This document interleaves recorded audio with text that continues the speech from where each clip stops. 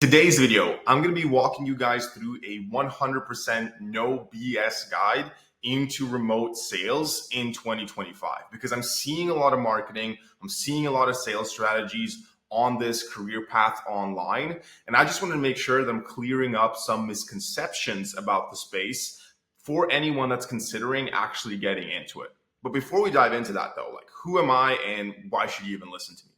So my name is Eldon, and I've been into remote sales for the last 3.5 years. Throughout that time, I've worked in offers across both the US and in Europe.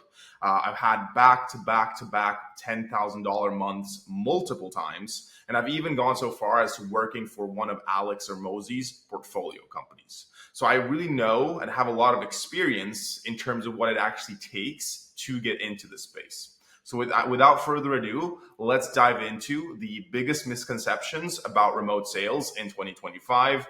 The biggest one is saved for last, so make sure you stick around for it.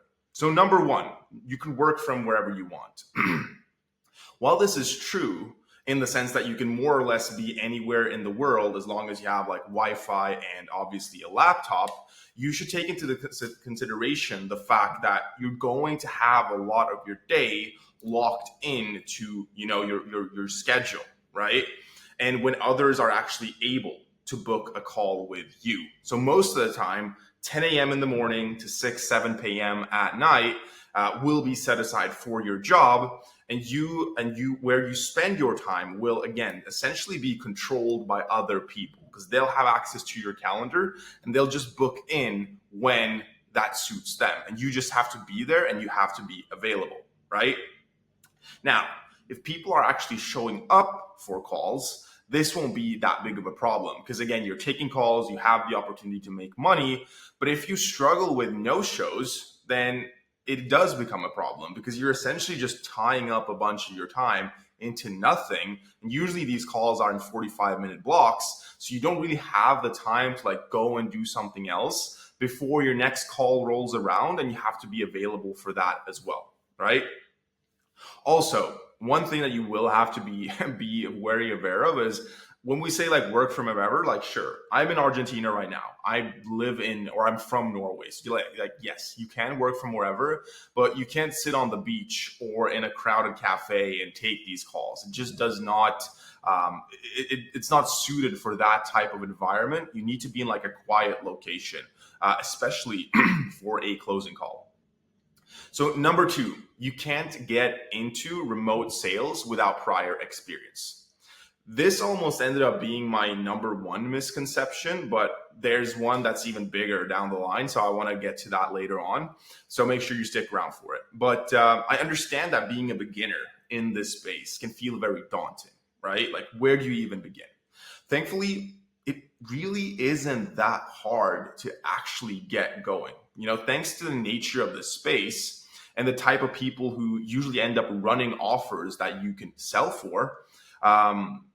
If you have a well-positioned sales pitch, this can get you very, very far. And I want you to remember that a lot of these people that are going to be the owners of the offers, they are entrepreneurs themselves, right?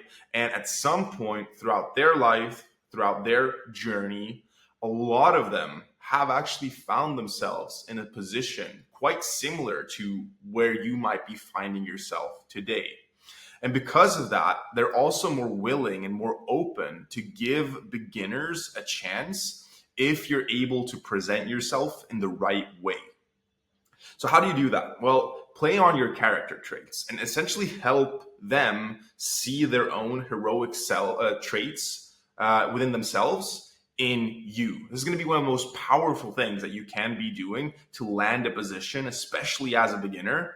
Because if you do that, and then you also aim to work with smaller content creators and entrepreneurs that aren't as established, it's going to be a lot easier to get in. Because these guys, again, since they're not as established, since they're just not as big, they won't have their top pick of the litter when it comes to the top closers either. And so they're going to be a lot more open to bringing on people for their inherent potential, not necessarily their experience and expertise. So also, if you combine that as well with aiming for a lower level sales position, such as like an appointment setter or a sales development rep, it's going to be a lot easier to get your foot through the door, start taking calls, and start making some money with this. So number 3 is you need to be a natural born salesperson. In terms of this, I feel like if you want to get into sales, and you don't think you have what it takes, like socially, or like if you're not an extrovert, let me be the first one to tell you that this is probably one of the largest limiting beliefs that you can drop right away. You know, personally, I was super introverted when I got into remote sales. I had a very hard time talking to strangers, and I would even feel a lot of anxiety jumping on my own sales calls, especially in the beginning. You know, I remember my first ever sales call that I generated for myself and for my agency that I ran at the time. I actually sat at my couch 10 minutes before that call, heart's beating, you know, it's pumping like crazy. And I considered essentially just canceling that call because I was just so freaking nervous, you know? So the truth is, however, even though like you will have these fears and these doubts initially, the truth is that all it really takes to break that away and get away from that is repetition, repetition, and even more repetition. And you'll feel more confident taking calls and talking to other people. On many offers, I've actually seen introverts be able to perform better as closers than the extroverts, simply by the fact that introverts are usually better at holding more deep conversations, not necessarily just like the super shallow ones. Number 4, sales is just about being pushy and convincing people to buy. Now, I can't blame people for really having this belief about sales because for the longest time, this is kind of what my impression was about it as well. Just having a bunch of people jump on calls with you and then you just push them, you push them, you push them. And at some point, they'll just give you the money because they can't stand being on the call with you anymore and they just want to get off, right? But frankly, the best salespeople are the ones that do the exact opposite. Because once you learn sales, you realize that you're essentially just helping people identify a gap in an area of their life or in their business where they're at right now and where they really want to be, and then helping them understand all the surrounding aspects, like how that impacts them. And hereby you're essentially helping them understand the gravity of their situation and actually aiding them in seeing their own internal urge to change. Now, the thing is, prospects will fight like hell to stay in their comfort zone. But we as humans, so we as humans will do a lot more to move away from pain than we will to move towards pleasure. And so that's why we see a lot of sales training that kind of focuses on these pain points and find the prospect's pain, because we can essentially help the prospect realize that the pain of staying the same is greater than the pain of change. It's going to be a lot easier for them to actually take action and move forward with whatever it is that you provide that can help them move away from that great pain.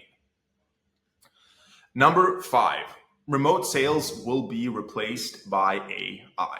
So I believe that there is a certain level of merit to this claim, especially on the appointment setting side of the process, but we're still far away from it being reality. The fact is that most AI salespeople today still sound really bad. And trust me, like I've literally ran like programs with AI cold calling software to test it out and see how the market responds. And you can still notice quite easily, as long as you're just listening a little bit extra, that this is not a normal person you're talking to. The tonality is off, the cadence is off, their pauses just seem unnatural. And so it's still very easy to get into the space without actually thinking that AI is going to compete with you, because it's still quite bad. You know, let me give you an example and why I think especially closing is going to be one of the most AI proof careers that you can actually have for the future. Because just imagine this yourself. You know, most of the offers that you are going to be working on, they're rather transformational. You know, maybe you're overweight and you want to get into your dream body, or maybe you're not happy with your financial situation and you want to make more money, or maybe you just suck at dating and you want to get better at dating, or you want to have like that dream relationship. Essentially, you're transforming the life of the prospect in some way. So to be able to have these conversations with people and like get into the real nitty gritty of how their lack of money is impacting them, or how the lack of love is impacting them, like these conversations are rather deep and they do require human connection to be able to actually have them. Like, just imagine yourself. Would you want to be sitting and having a conversation like that with a robot? You know, I know that I wouldn't. And so I think that the people in remote sales that are able to really create that human connection and go deep in these conversations, first off, they're going to be the ones that make the most money, but they're also going to be the ones that are able to just keep their jobs indefinitely. Because again, nobody's going to want to have those types of conversations with a robot. So that leads me on to number 6. And before we jump into number 6, this is the final misconception. If you like this video so far, please make sure to leave a like down below. And let's get into number 6, the largest misconceptions about remote sales. So number 6, remote sales is the best and easiest business vehicle to get into as a beginner. Now, this is probably the one that I've seen 99 to 100% of I guess sales gurus out there throw around, and it can be very deceiving because there's nothing easy about getting into sales. You know, it's probably going to be one of the most fundamental. It is one of the most fundamental skills of all time, and so getting good at it, like really, really good at it, to where you can consistently pump out 10, 15, $20,000 plus month after month after month, it's going to take a lot of effort. And I want you to be aware of that, you know, because there are so many different variables that you need to get good at with sales to be able to really, really do well consistently.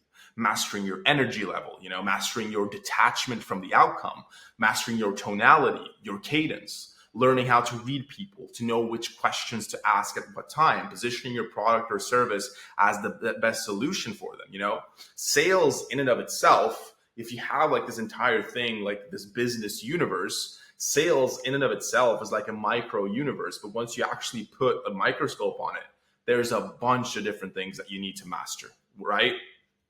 However, that should not deter you from getting into remote sales, because truth be told, nothing worth having is going to come easy anyway.